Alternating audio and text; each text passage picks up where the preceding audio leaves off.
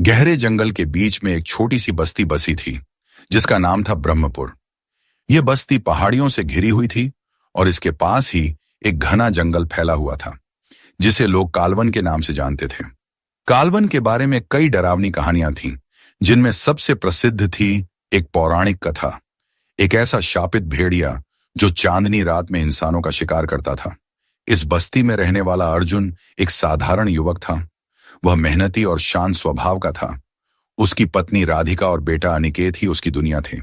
अर्जुन की जिंदगी में सब कुछ सामान्य चल रहा था, जब तक कि एक दिन वह उस रहस्यमयी जंगल में नहीं गया।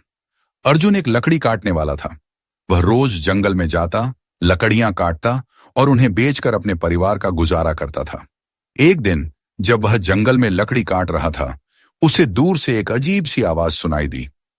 यह आवाज सामान्य नहीं थी। इसमें एक दर्द भरी पुकार थी, मानो कोई जानवर घायल हो गया हो। अर्जुन ने ध्यान नहीं दिया, लेकिन फिर भी वह आवाज उसके कानों में गूंजती रही। उस रात जब अर्जुन अपने घर लौटा, उसे अजीब सा महसूस हुआ। उसके शरीर में अजीब सी थकान थी, जो आम दिनों से अलग थी। उसने सोचा कि यह शायद दिन भर की मेहनत का असर था। लेकिन जब वह सोने गया, तो उसने सपने में एक भयानक दृश्य देखा। वह एक घने जंगल में था, जहां चारों ओर केवल अंधेरा था। अचानक उसके सामने एक विशालकाय भेड़िया प्रकट हुआ, जिसकी आंखें लाल थीं और उसके मुंह से खून टपक रहा था। भेड़िया उसकी तरफ बढ़ा और उसके शरीर पर झपट पड़ा। अर्जुन चीखता हुआ जागा। उसका पूरा शरीर पसीने में भीगा हुआ था। राधिका ने अर्जुन को सांत्वना दी, यह सिर्फ एक सपना था, चिंता मत करो। लेकिन अर्जुन को यह सपने से कहीं ज्यादा हकीकत जैसा महसूस हुआ। उसने इस पर ज्यादा ध्यान नहीं दिया और अगली सुबह फिर से काम पर चला गया। लेकिन उस दिन के बाद से अर्जुन की जिंदगी में एक भयानक बदलाव शुरू हो गया। कुछ दिन बाद बस्ती में पूर्णिमा की रात थी। गांव में इस दिन को लेकर हमेशा से एक भय रहता था, क्योंकि लोग मानते थे कि उस रात जंगल से भेड़िए निकलते हैं। लेकिन अर्जुन को इन बातों पर यकीन नहीं था। उस रात अर्जुन घर से बाहर निकला, क्योंकि उसे महसूस हुआ कि कोई उसे खींच रहा था। वह धीरे धीरे जंगल की ओर बढ़ा। रास्ते में उसे अजीब सी आवाजें सुनाई दे रही थीं, मानो कोई उसका पीछा कर रहा हो। अर्जुन ने चारों तरफ देखा, लेकिन कुछ नजर नहीं आया। वह चलते चलते जंगल के गहरे हिस्से में पहुंच गया, जहां उसने देखा कि एक विशाल भेड़िया खड़ा था। भेड़िया उसे घूर रहा था। अर्जुन की आंखों में अजीब सी चमक आ गई। वह भेड़िए के करीब गया और भेड़िया भी उसकी ओर बढ़ा। अचानक भेड़िए ने अर्जुन पर झपट्टा मारा, लेकिन उसे कोई चोट नहीं आई। अर्जुन की आंखें लाल हो गईं और उसका शरीर कांपने लगा। वह जमीन पर गिर पड़ा और उसके शरीर में अजीब सा बदलाव शुरू हो गया। उसके हाथ पंजों में बदलने लगे, उसकी पीठ पर बाल उगने लगे और उसकी आंखें भेड़िए जैसी हो गईं।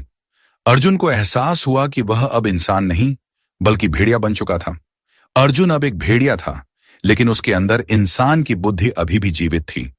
उसने खुद को समझने की कोशिश की, लेकिन उसका शरीर अब उसके नियंत्रण में नहीं था। उसकी इच्छाएं बदल गई थीं। उसे अब अपने परिवार और गांव की चिंता नहीं थी, बल्कि वह शिकार की तलाश में था। वह तेजी से दौड़ता हुआ गांव की ओर बढ़ा और उसने पहली बार अपनी प्यास मिटाने के लिए एक जानवर का शिकार किया। जब उसने जानवर का खून पिया, तो उसे एक अजीब सा सुकून महसूस हुआ, लेकिन साथ ही उसके अंदर एक अनजाना डर भी पनप रहा था। क्या वह अब अपने परिवार और गांव वालों के लिए खतरा बन जाएगा?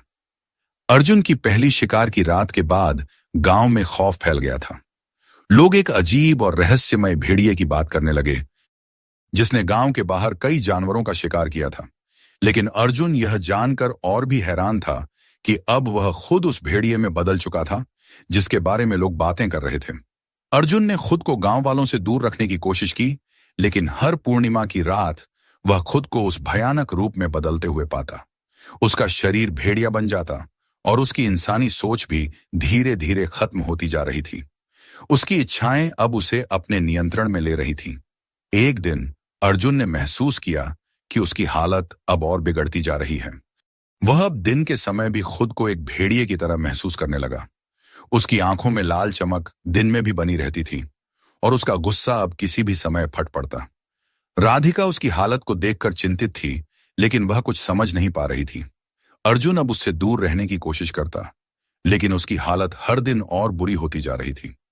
राधिका ने महसूस किया कि अर्जुन के साथ कुछ गहरा गलत हो रहा था। उसने गांव के पुजारी बाबा वैद्यनाथ से सलाह लेने का फैसला किया। बाबा वैद्यनाथ एक ज्ञानी व्यक्ति थे जो जंगल और उसके रहस्यों के बारे में बहुत कुछ जानते थे। जब राधिका बाबा के पास पहुंची तो बाबा ने उसकी बात ध्यान से सुनी और फिर बोले, यह शापित कालवन की छाया है। अर्जुन ने कुछ ऐसा किया है जो उसे इस श्राप का शिकार बना रहा है। राधिका ने बाबा से पूछा कि इसका कोई उपाय है या नहीं। बाबा ने गंभीर स्वर में कहा, एक ही उपाय है। अर्जुन को उस भेड़िए से मिलना होगा जिसने उसे यह शाप दिया है। उसे उसके साथ अंतिम युद्ध करना होगा। यदि वह भेड़िए को हरा देता है तो वह इस शाप से मुक्त हो जाएगा। राधिका ने अर्जुन को यह बात बताई और अर्जुन को समझ में आ गया कि उसे अपने इस अभिशाप से मुक्ति पाने के लिए उस भेड़िए का सामना करना होगा। उसने निर्णय लिया कि वह उस भयानक भेड़िए से आखिरी बार लड़ेगा। पूर्णिमा की रात फिर आई और अर्जुन भेड़िए में तब्दील हो गया। इस बार वह जंगल की ओर नहीं भागा, बल्कि उसने खुद को तैयार किया उस भेड़िए से सामना करने के लिए जिसने उसे यह श्राप दिया था। जंगल के बीचों बीच अर्जुन का सामना उस भेड़िए से हुआ। वह अब कोई साधारण भेड़िया नहीं था, बल्कि एक भयानक राक्षस था जिसकी ताकत अनगिनत थी। अर्जुन और भेड़िए के बीच एक भयंकर युद्ध शुरू हुआ। अर्जुन ने अपनी पूरी ताकत झोंक दी, लेकिन वह जानता था कि उसे अपने इंसानी गुणों को नहीं खोना चाहिए। वह जानता था कि अगर वह पूरी तरह से भेड़िया बन जाएगा तो वह इस शाप से कभी मुक्त नहीं हो पाएगा। अर्जुन ने अपनी बुद्धि और साहस से भेड़िए को हराया। भेड़िया अपनी आखिरी सांसें लेते हुए अर्जुन को शाप से मुक्त कर गया। अर्जुन का शरीर फिर से इंसान में बदल गया।